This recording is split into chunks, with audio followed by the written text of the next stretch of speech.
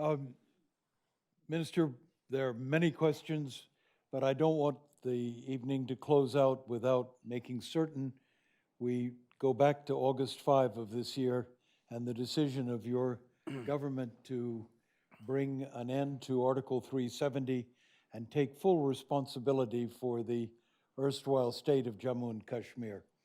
What I'd like to drive at, or ask you to explain to us, is what is the strategy now of your government to restore a degree of normalcy in the territory, to rebuild confidence, to reestablish civil, political rights? How do you move forward from where you've been to where you'd like to be? How do we get there? Okay. To answer that question, I'd like to explain to you what was the thought process behind August 5, because that would then answer a lot of what you asked me. Now, the thought process was this. I think many of you who know Indian history will recall that there were about 600 odd princely states at the time of independence who were given a choice of joining India or Pakistan, and most of them made up their minds. One which held out in indecision at that point of time was the state of Jammu and Kashmir. And at that time, Pakistan tried to force the issue by really invading Kashmir. And that decision went the other way, which was Jammu and Kashmir decided to join India instead of Pakistan. Now, the first point which I'd like you to recall is all the states joined the Indian Union in exactly the same terms of conditions. That they actually had a form. I have a picture of the accession, instrument of accession that the Maharaja of Kashmir signed. All of them had a form. The blank parts of the form were the name of the state, the name of the ruler, the date of accession. Otherwise, it was exactly the same. Now, initially when they joined, all of them agreed that they would cede to the Union the rights, the powers on foreign affairs, defense, and communications. And then as the Indian Constitution came into being, the idea was that they would, each one of them, accede to the Constitution in question. And they were participants in the Constitution-making process. So as they acceded, they sent delegates in. So it was like a Philadelphia Convention where people then sent their delegates as the convention progressed. And Jammu and Kashmir also sent their delegates. Now, the situation in Jammu and Kashmir was peculiar for a number of reasons, and one of them was the fact, of course, that they were a border state, but also that they were themselves under attack at that time. So they had a desire to extend the period of alignment with the rest of India in terms of the application of laws. The Constituent Assembly recognized that they were a very special case at that point of time. But there was then a big debate. So which parts of the Constitution do you accept, and at what length of time would that take place? So this was not a simple decision. There was a lot of negotiation on it. There's a lot of correspondence on it. And all of this is actually archival material today. Now, to cut a long story short, what happened at that time was that to accommodate them, the only temporary article of the Constitution was drafted. Okay, I underline this, the only temporary article. This was what today we call Article 370. At that point, it was numbered Article 306A. Now, immediately after that article the Constitution was adopted, you had a series of presidential proclamations under that article, which started aligning the state. Okay. In the last 70 years, you had 54 of these presidential proclamations. But here's what went wrong. The presidential proclamations were very rapid in the initial years, but as there was a climate of intimidation and separatism in Kashmir, they started to dry up.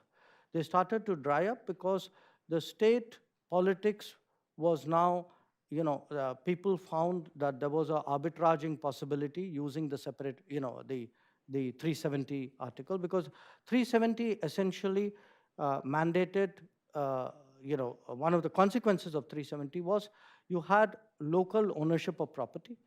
you had, which was a provision of, another provision of the Constitution called 35A. And there were restrictions in many ways of what would be normal economic activity in the state. So over a period of time, you had really three consequences. Number one, you didn't have the economic activity and economic energy in Kashmir, in Jammu and Kashmir, that you had in the rest of India, which meant less jobs, less job opportunities, more sense of alienation, a sense of separatism, and therefore a climate for terrorism from across the border. The second was that the state was, in socio-economic terms, increasingly less aligned with India. So if you look at all the progressive legislation of India, they did not apply to Kashmir, because whenever you drafted a law in India, pretty much, clause 2 or clause 3 of that law would say, but this law is not applicable to the state of Jammu and Kashmir.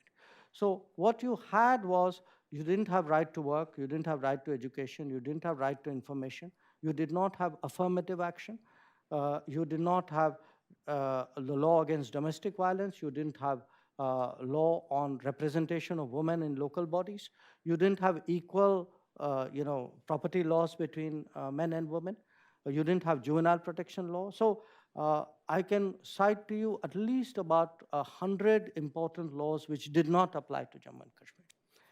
Now, one was a political consequence, this economic consequence. The second was a social consequence. But 1 and 2 really led to 3, and that was a political consequence. Because what all of this it did was, it allowed really a sort of a narrow elite to arbitrage this 370, to monopolize political power, to create a sort of a closed loop politics. And they had a vested interest in keeping alive separatist sentiment.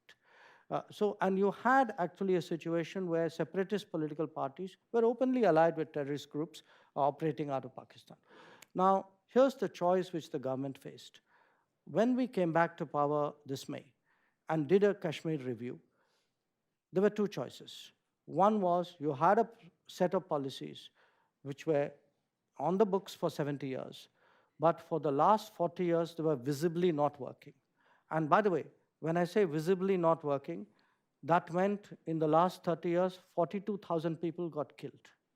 The fact that the level of intimidation had reached a height where you had senior police officers lynched on the streets of Srinagar. You had journalists who wrote against separatism who were assassinated. You had military personnel returning home for Eid who were kidnapped and killed. So, pre-August 5, please remember this, pre-August 5, Kashmir was in a mess. I mean, the difficulties in Kashmir have not started on August 5. August 5 is supposed to be a way of dealing with those difficulties. So the choices were either you continue what was clearly not working, or you tried something very different. And I think the decision was to try something very different. So our expectation today is, by doing away with what was a temporary provision, what was meant as a bridge but became a barrier, that we will be able to push investments, economic activities into Kashmir, that we will be able to, frankly, change the economic landscape, change the social landscape. Now, we realize it's not a easy exercise, because there are deep vested interests which will resist it. So when we do this transition, our first concern was that there would be violence, that there would be demonstrations, terrorists would use those demonstrations. And we had the experience of 2016, when there was a self-advertised terrorist cult figure who was killed, a gentleman called Burhan Wani. And after that, there was a spike in violence, and about 50 plus people lost their lives. So the intention was manage this transition situation without loss of life. What the restrictions which came about gathering of people, about communication, these were intended to prevent that. Now, as the situation stabilizes, I think a lot of those restrictions would be rolled back. Already landlines are reconnected. My understanding is that the mobile towers have started to be switched on. that, the schools are open, the economic activity has picked up. A particular effort is being made to keep the supplies at normal in the state, so there's no shortage of food or medicine or supplies. This is harvest season for apples, so again, a particular effort is being made to procure apples so that the farmers don't feel that they've been victimized by these changes. But having said that, for us, the primary concern would be to prevent loss of life. And if I were to put the temporary suspension of internet on one side of the scale and permanent loss of life on the other, I know which side I would go.